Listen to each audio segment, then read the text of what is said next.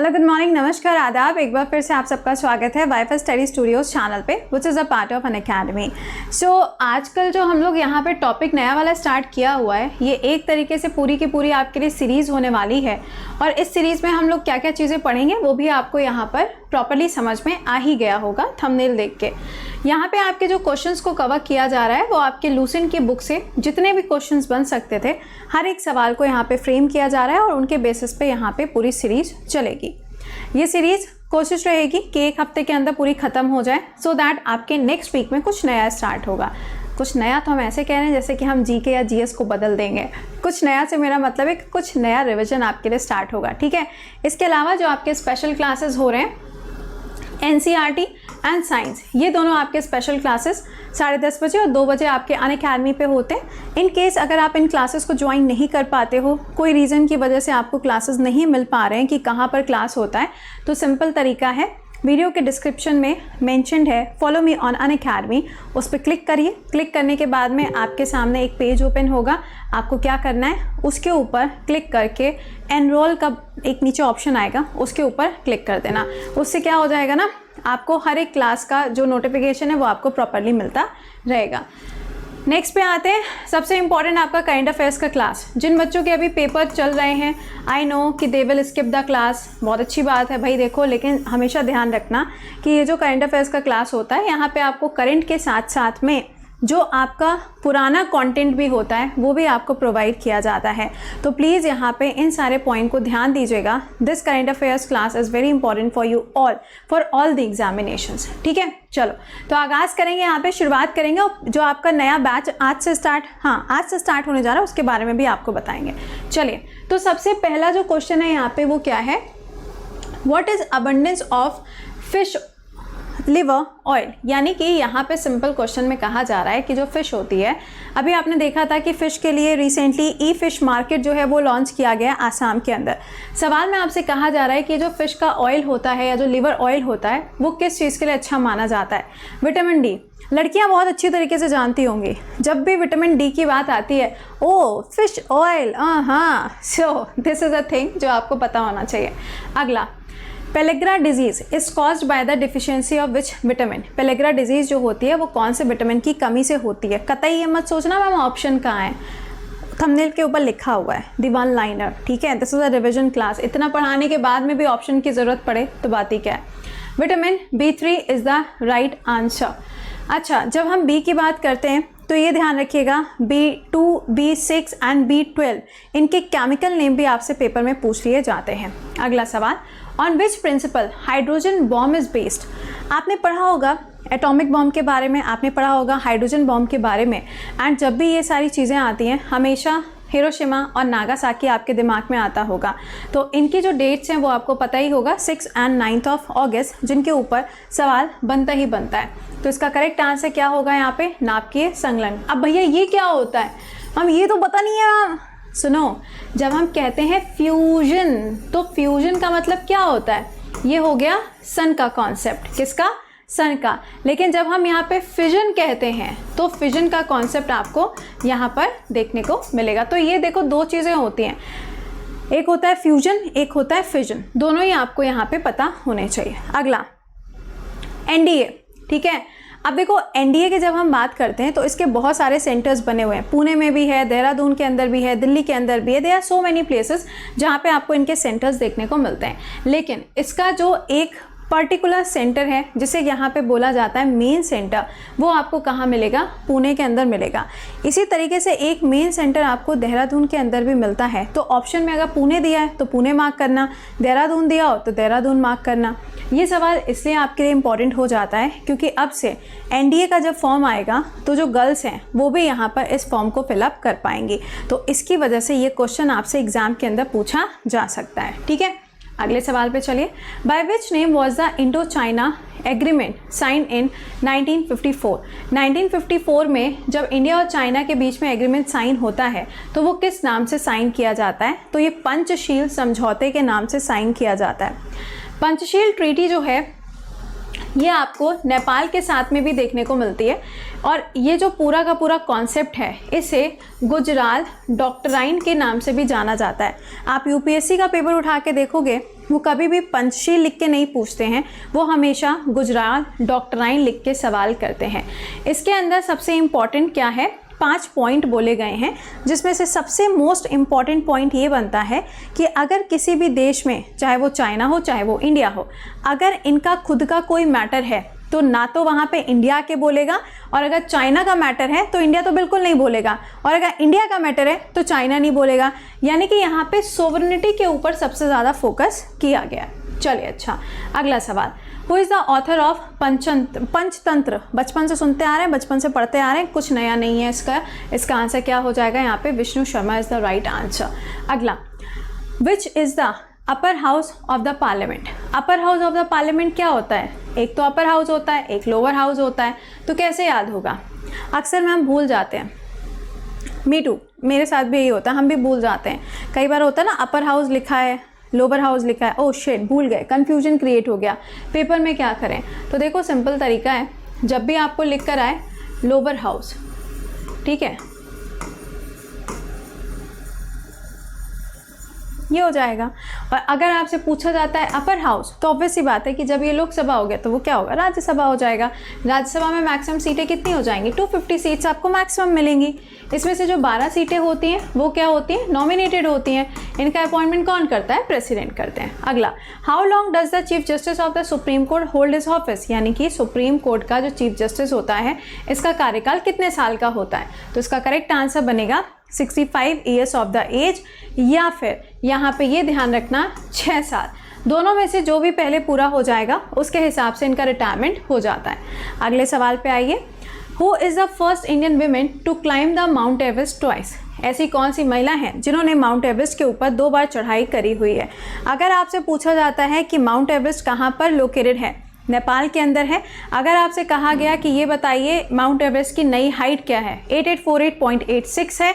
और अगर आपसे कहा गया कि इसका आंसर क्या बनेगा, तो दिस इज संतोष यादव। अगला, with which sport is the Davis cup related? Davis cup जो है वो यहाँ पे कौन से स्पोर्ट्स के साथ में रिलेटेड है? तो इसका करेक्ट आंसर क्या हो जाएगा? टेनिस। डेविस कप में मैक्सिमम टाइम आपने जो नाम सुना होगा इंडिया की तरफ से, वो नाम आया होगा लेंडर पेस का। वेरी कॉमन नेम, एंड बहुत बार ये सवाल पूछा गया है, तो प्लीज़ इसको थोड़ा सा ध्यान रखना, ठीक है। अगले सवाल पे आओ, who is the first Indian women to climb the mount Everest? अभी क्या था?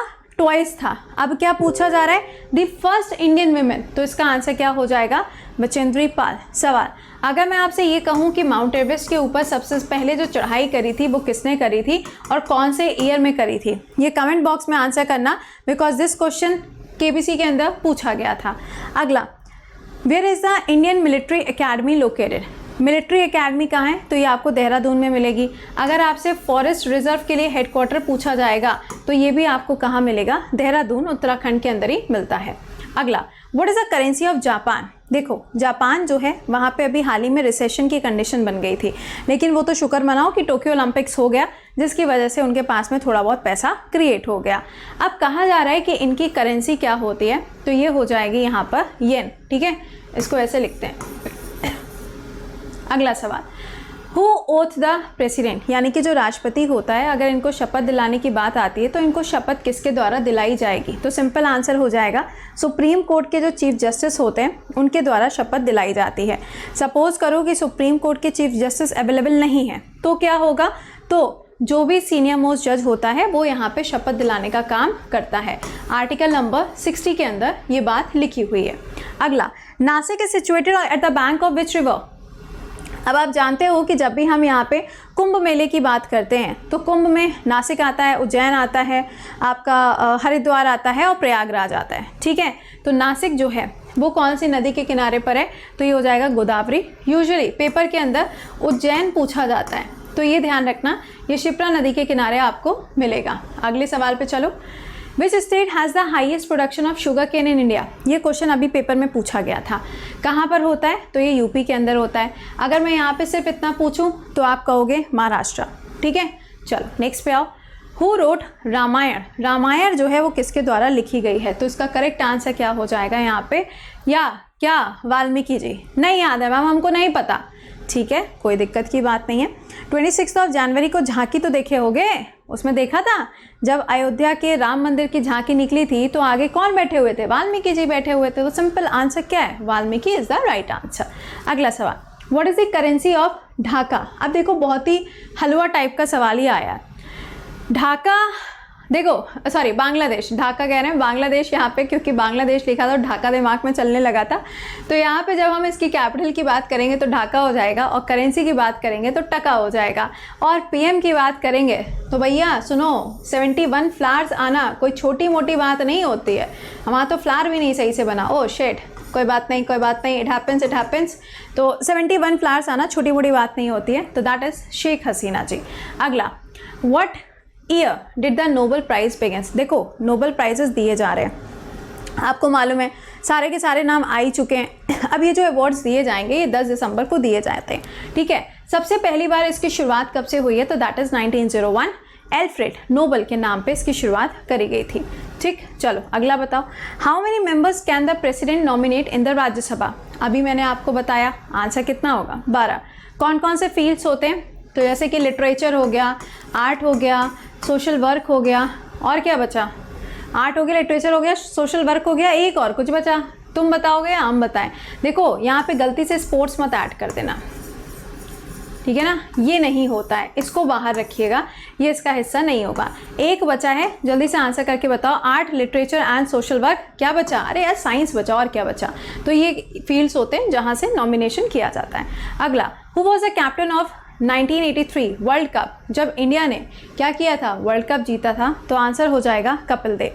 सवाल, मैंने आपको करंट अफेयर्स के क्लास में एक क्वेश्चन पूछा था, मैंने कहा था कि जब ये वाला वर्ल्ड कप हुआ था, जब इंडिया जीता था, तो मैन ऑफ द मैच का खिताब किसको मिला था? मुझे वो नाम कमेंट बॉक्स में बताना, क्योंकि हम ये पढ़ा चुके हैं।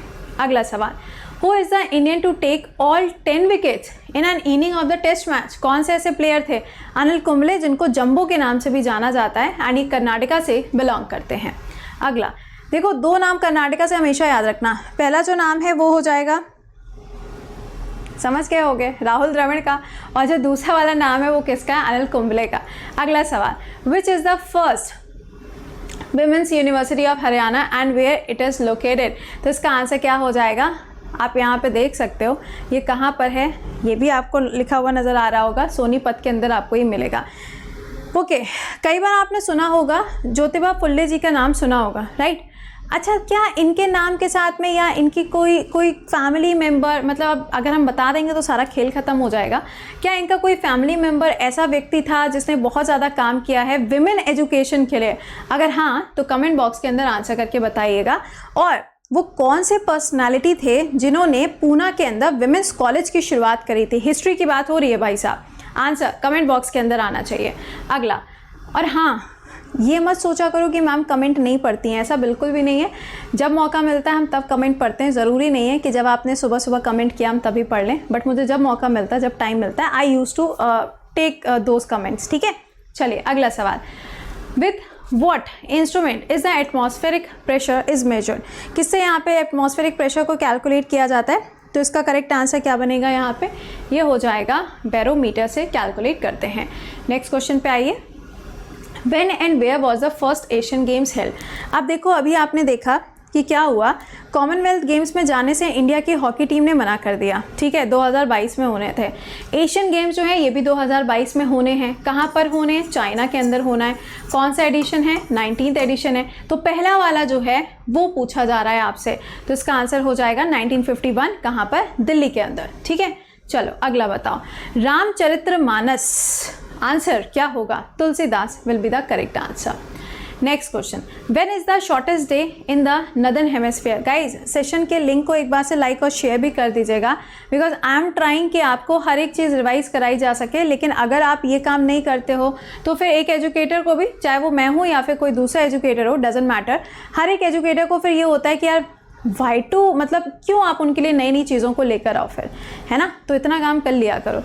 अच्छा, अब देखो भैया इसका आंसर क्या होगा, इसका आंसर क्या बनेगा, यहाँ पे शॉर्टेस्ट डे पूछा गया था, लॉन्गेस्ट नहीं पूछा गया था, तो शॉर्टेस्ट क्या हो जाएगा 22 दिसंबर। लेकिन सपोज करो कि आपको ऑप्शन में 22 की जगह पे 23 लिखा हुआ है, तो आंसर क्या करोगे, तो आंसर 23 मार्क कर देना। अगर तुमसे पूछा जाता है लॉन्गेस्ट, तो आंसर क्या करोगे, उस कंडीशन में आंसर ये हो जाएगा 21 जून। Next, what is the normal blood pressure of the human body. Human body का नॉर्मल ब्लड प्रेशर कितना होता है, तो ये 120/80 का रहता है, मतलब मैक्सिमम वाले में इतना, मिनिमम वाले में इतना, ये आपका रेशियो रहता है। चलो next, when did the quit India movement started. Very common question, और आप जानते हैं कि इसका जवाब क्या होगा, दैट इज़ 1942 में इसकी शुरुआत होती है। और ये ध्यान रखना, क्विट इंडिया मूवमेंट में जो सबसे इंपॉर्टेंट वो एक नारा दिया जाता है, दैट इज़ व्हाट, डू और डाई का। एंड ये सबसे आखिरी मूवमेंट होता है जो आपको देखने को मिलता है हमारे देश को जब आज़ादी मिली थी, उससे पहले यही वो लास्ट ग्रैंड मूवमेंट होता है या मास मूवमेंट होता है जिसके अंदर मैक्सिमम लोगों का पार्टिसिपेशन होता है। ठीक है, चलिए next question, When does the lunar eclipse occur? कब होता है भैया लूनर एक्लिप्स, तो आंसर हो जाएगा पूर्णिमा के दिन पे होता है। और अगर मैं आपसे सोलर एक्लिप्स पूछूं तो वो कब होता है, वो भी मेरे को कमेंट बॉक्स में बता देना, ज़रा पता तो चले। अगला सवाल, how many chromosome does a human body have. Human body में टोटल कितने क्रोमोजोम्स होते हैं, तो दैट इज़ 46, या फिर अगर पेयर्स में पूछा जाए तो 23 पेयर्स हो जाते हैं। ठीक, नेक्स्ट पे आ जाओ। वेयर वॉज द साबरमती आश्रम स्टैब्लिश बाय महात्मा गांधी। अब देखो साबरमती आश्रम की बात करें तो आपको याद होगा कि इसको स्टैब्लिश कब किया गया था, करोड़ों बार पढ़ाई हुई चीज़ है। अहमदाबाद याद रखिएगा, यहाँ पर ये क्या हो जाएगा, अहमदाबाद के अंदर इसको बनाया गया था। आपने पढ़ा होगा डांडी मार्च के बारे में, तो डांडी मार्च की जो यात्रा थी वो भी कहाँ से स्टार्ट होती है, इसी साबरमती आश्रम से इसकी शुरुआत होती है। फाइन, इंपॉर्टेंट है, याद रखना, कई बार सवाल बनता है इसके ऊपर। एंड व्हेन वी से व्हाट, साबरमती आश्रम या नर्मदा रिवर या लाइक 31 अक्टूबर आ रहा है तो सरदार वल्लभ भाई पटेल जी का हैप्पी वाला बर्थडे भी आएगा, तो उस दिन भी काफ़ी सारी चीज़ें लॉन्च करी जाएंगी। अगला सवाल, which Indian scientist told plant have a life. किसने ऐसा बोला था कि प्लांट में भी क्या होता है, जीवन होता है, तो ये जगदीश चंद्र बासु जी के द्वारा बताया गया था। अगला सवाल, Kolkata is at a bank of which river. Simple easy halwa type question, इसका आंसर क्या होगा, हुगली इसका करेक्ट आंसर बनेगा। Hooghly is a part of Ganga river, ये ध्यान रखिएगा, क्योंकि क्या होता है हमेशा हम पढ़ते रहते हैं कि गंगा की ट्रिब्यूटरी है, ट्रिब्यूटरी है, ट्रिब्यूटरी है, लेकिन अब ये भूल जाते हैं गंगा की डिस्ट्रीब्यूटरी भी होती है। ठीक है, चलिए अच्छा। अगला सवाल, इंडिया का कौन सा ऐसा स्टेट है जहाँ पे रबर का प्रोडक्शन सबसे ज़्यादा होता है। जेनेटिकली मॉडिफाइड रबर जो है वो भी हाल ही में आसाम के अंदर लगाया गया है, लेकिन इसके लिए प्रोडक्शन कहाँ होगा, केरला के अंदर। और अगर आपसे पूछा जाए रबर के लिए जो एक सेंटर बनाया गया है पूरे इंडिया के लेवल पर, वो कहाँ पर है, तो वो भी आपको यहीं केरला के अंदर ही मिलेगा। ठीक है, चलो next question, who was the first Indian army chief of the. भाई देखो सिंपल है, इंडियन आर्मी के बारे में अभी कुछ दिन पहले ही हम लोग डिस्कस कर रहे थे जब हम लोगों ने एयरफोर्स डे सेलिब्रेट किया था, तो इसका आंसर क्या हो जाएगा, करियप्पा जी थे सबसे पहले कौन, आर्मी चीफ। ठीक है, प्रेजेंट टाइम में कौन है, नरवरे जी हैं, हम सभी लोग जानते हैं। In which game is the word double fault is used. ये शब्द कौन से खेल में इस्तेमाल किया जाता है, टेनिस के अंदर इस शब्द का प्रयोग किया जाता है। अगला, When was the first census in India took place? Bharat में सबसे पहला सेंसस कब होता है, तो 1872 के टाइम पर होता है, लेकिन एक कंप्लीट प्रोसेस के साथ में जब ये होता है तो इसका टाइम पीरियड क्या है, 1881 में कंप्लीट सेंसस को कंडक्ट किया जाता है। अगला, how many times a healthy human heart beat in a minute. का भी बोलेंगे मैम, देखो मैम ये फिक्स नहीं है, फिर वही वाली बात हो जाएगी, जब वो सामने आती है, जब वो जुल्फ़ें उड़ती हैं, जब वो हवा चलती है तो भैया ये अपने आप बढ़ जाती है, ऐसा कुछ नहीं होता है, सब फालतू बातें होती हैं। सुनो, इसका करेक्ट आंसर क्या होगा, दैट इज 72 टाइम्स। ओके, अगला सवाल, which is the most populous country in the world. Populace पूछा गया है, फेमस नहीं पूछा गया। पॉपुलस का मतलब क्या होता है, आबादी वाला क्षेत्र। ठीक है, इसका आंसर क्या हो जाएगा, चाइना। ओके, अगर मैं आपसे सिटी पूछती, कंट्री लिखा था ना, अगर मैं आपसे सिटी कहती तो आप आंसर क्या करते, उस कंडीशन पे आप आंसर टोक्यो मार्क करते। चलो नेक्स्ट देखो, Swang is a folk art of which state. इसका आंसर क्या हो जाएगा, हरियाणा के अंदर इसको क्या किया जाता है, परफॉर्म किया जाता है। इसके अलावा सॉन्ग जो है वो कई बार अगर आप देखो तो यूपी के भी कुछ एरियाज़ में परफॉर्म किया जाता है जब होली का टाइम आता है, ठीक है, तो ये भी कई बार पूछ लिया जाता है। फाग पूछा जाता है, फाग जो है वो भी यूपी के अंदर ही परफॉर्म किया जाता है जब होली का समय आता है। अगला सवाल, वर्ल्ड फेमस पेंटिंग मोनालिसा, हाँ जी, आंसर क्या हो जाएगा? Leonardo da Vinci is the right answer, ठीक है। अगला क्या है? Who was the first Indian to receive the Raman Magsaysay award, इसका आंसर क्या बनेगा? Vinoba Bhave is the right answer. I think ये वाला क्वेश्चन मैंने आपको कहीं पढ़ाया भी हुआ है, अभी जल्दी में मैंने आपको ये क्वेश्चन कहीं पढ़ाया भी था, ठीक है। तो कई बार ऐसा होता है कि क्या नाम है, ये जो लाइक क्वेश्चंस आपके होते हैं ना कि कहीं आपने पढ़ाया हुआ है और उसके बाद में जब लूसेंट में वो सवाल आ जाते हैं तो वहाँ पे थोड़ा सा रिपीटेशन हो जाता है, तो उसमें टेंशन मत लिया करो क्योंकि लूसेंट की किताब तो एक ही है, जीके जीएस तो एक ही है, तो अगर कभी सवाल का रिपीटेशन हो जाए तो उसमें टेंशन मत लेना। इसका आंसर बताओ। अर्जुन अवार्ड्स शुरुआत कब हुई? 1961 में शुरुआत होती है। अगला है, इंडिया का हाईएस्ट स्पोर्ट्स अवार्ड कौन सा होता है? तो इसका आंसर हो जाएगा राजीव गांधी खेल रत्न अवार्ड, लेकिन ये नाम थोड़ा सा बदल दीजिएगा, मेजर ध्यानचंद खेल रत्न अवार्ड अब इसका नाम हो जाएगा। कब दिया जाता है? तो ये 29 अगस्त को दिया जाता है। अगला, ज्ञानपीठ अवार्ड कौन सा फील्ड होगा? तो लिटरेचर के अंदर जो हाईएस्ट अवार्ड होता है वो ज्ञानपीठ अवार्ड होता है। अभी रिसेंटली 55th नंबर का दिया गया था, किसको? अखीतम जी को दिया गया था, जो कि कहाँ से बिलोंग करते हैं? वो केरला से बिलोंग करते हैं। अगला, रणजी ट्रॉफी ये कौन से स्पोर्ट्स के साथ में जुड़ी हुई है? तो इसका करेक्ट आंसर हो जाएगा क्रिकेट के साथ में इसका जो नाम है वो जुड़ा हुआ है। In which game is the term penalty kick is used, ये कहाँ पे इस्तेमाल किया जाता है? तो इसका राइट आंसर बनेगा फुटबॉल के अंदर इसका इस्तेमाल किया जाता है। फुटबॉल से याद रखिएगा कि अंडर 17 वाला जो है वो इंडिया में होना है, फीफा वाला जो है वो कहाँ होगा? दोहा के अंदर होगा, और इसी तरीके से हर 4 साल पे फीफा का आयोजन किया जाता है। अगला, which is the largest ocean in the world, इसका आंसर क्या हो जाएगा? Pacific is the right answer. समझ गए हो? तो यहाँ पे हम लोग हर दिन क्वेश्चंस को रिवाइज करेंगे जो कि आपके लूसेंट के अंदर दिए गए हैं, और प्लीज़ सेशन को एक बारी से लाइक और शेयर मार दीजिएगा। इसके अलावा आपका गाइस नया बैच जो है वो ऑलरेडी 6 तारीख से स्टार्ट हो चुका था, लेकिन हर वेडनेसडे को एक नया बैच स्टार्ट होता है, तो आपके लिए कल से एक नया बैच फिर से स्टार्ट होने जा रहा है, जहाँ पे आपको सारे टॉप एजुकेटर्स तो मिलेंगे ही मिलेंगे, लेकिन अगर आप यहाँ पे बैंकिंग के लिए अगर कुछ ऐसा कॉम्बो जैसा ज्वाइन करना चाहते हो तो आप कर सकते हो, या फिर अगर आप बैंकिंग और एसएससी दोनों ज्वाइन करना चाहते हो तो यहाँ पे इसकी जो फ़ी है दैट इज़ व्हाट? 8,888। अरे बाबा रे, मैथ्स लगानी पड़ी यहाँ पे तो ये आपका अमाउंट है। इस पर जब आप कोड लगाओगे कृति10 तो ये और कम हो जाएगा, और जब स्पेशल क्लासेस के कॉइन्स लगाओगे तो ये और कम हो जाएगा। ये ऑफर कुछ ही दिनों के लिए है, तो आप अपने अकॉर्डिंग इसको ज्वाइन कर लीजिएगा। और हाँ, जब आप यहाँ पे एसएससी बैंकिंग के कॉम्बो को ज्वाइन करेंगे तो भी आपको ये टेस्ट सीरीज़ मिलेगी, और अगर आप सिर्फ एसएससी के बैच को ज्वाइन करते हैं तो भी आपको ये टेस्ट सीरीज़ मिलेगी। कब से शुरू हो रही है? 13 तारीख से शुरू होने जा रही है। आई थिंक यहाँ पे आपके मैक्सिमम फेवरेट एजुकेटर्स आपको नज़र आ रहे होंगे, तो इन बैचेस को ज्वाइन करने के लिए जो लिंक है वो चैट बॉक्स पे पड़ा हुआ है, आप वहाँ से जाके पिंड है चैट बॉक्स पे, अगर ना दिखे तो डिस्क्रिप्शन में मिल जाएगा, कोड कृति10 रहेगा, टाइमली ज्वाइन कर लीजिएगा। ये स्टार्ट होने जा रहा है 13 तारीख से, ठीक है। इसके अलावा हर संडे को कॉम्बैक्ट आपका होता है, जहाँ पे आपको ज्वाइन करना होता है, क्योंकि ये फ्री होता है। आप कितना पढ़ चुके हो वो आपको यहाँ से समझ में आएगा, ठीक है। इसके अलावा अगर आप इन पेड बैचेस को यहाँ पे EMI के थ्रू ज्वाइन करना चाहते हैं तो भी आप कर सकते हैं।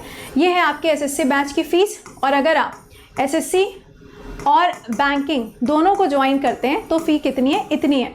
इसके ऊपर भी 10% ऑफ होगा, इसके ऊपर भी 10% ऑफ होगा, तो आप अपने अकॉर्डिंग अपने बैच को ज्वाइन कर लीजिएगा, ठीक है। चलिए, तो मिलते हैं आप लोगों से 6:45 AM शार्प। टिल देन खुश रहिए, मुस्कुराते रहिए। सेशन को एक बार से लाइक और शेयर करिएगा। Bye bye and take care guys.